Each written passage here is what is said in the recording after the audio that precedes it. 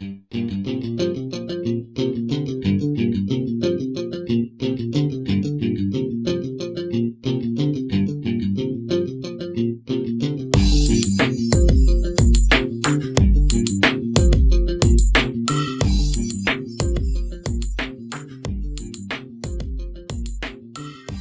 this video, we'll take a look at the basic workflow.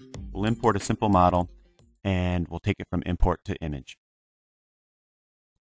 So we'll start with a new project. And with the hotkeys of Control-I, I'll go ahead and import a model. We'll import the TV system. I'm going to leave all of the default settings for my import just as they are and click OK.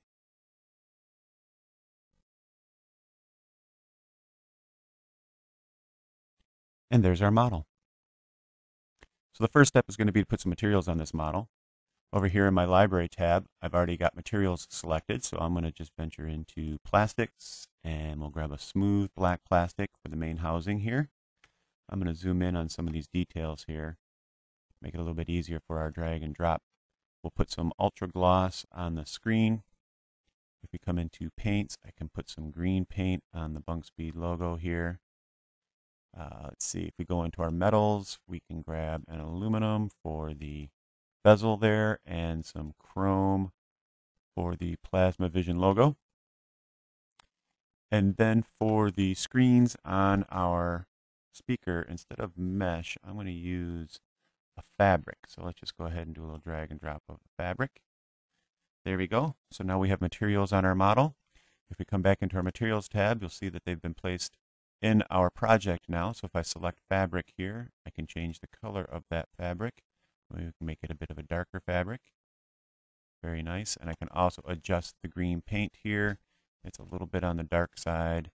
So if I come into 0, 128, 0, we'll have a nice bright green there for the Bunkspeed logo. That looks pretty good. So now let's grab that ultra gloss screen here. I'm going to add a texture. So if I go back to my folder where I found my television, there's a great screen image there. Excellent. So now it looks like we have an image on our screen. One last little adjustment here is I want to add a new HDR instead of using this Chrome HDR. So I'm going to go back to my libraries tab here, select environments, and I'm going to grab the retail store. It's one of my favorites for electronic components. There we have it. That's now been loaded. If we go back to our environment tab here, we can make a few adjustments such as turn off the visibility of it, and we can increase the background color for our object. Using Alt and the scroll wheel, I can play with the perspective a little bit, give us something that's a little bit more dramatic. Very nice. Kind of liking what I've got there. We'll just go ahead and let that res up a little bit, and we can then just take a quick snapshot.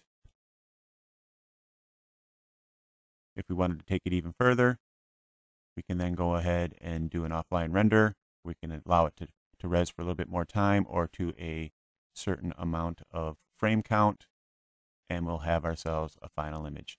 So there you go. A quick look at the basic workflow of importing a model, assigning some materials, adjusting the lights and camera, and outputting a final image.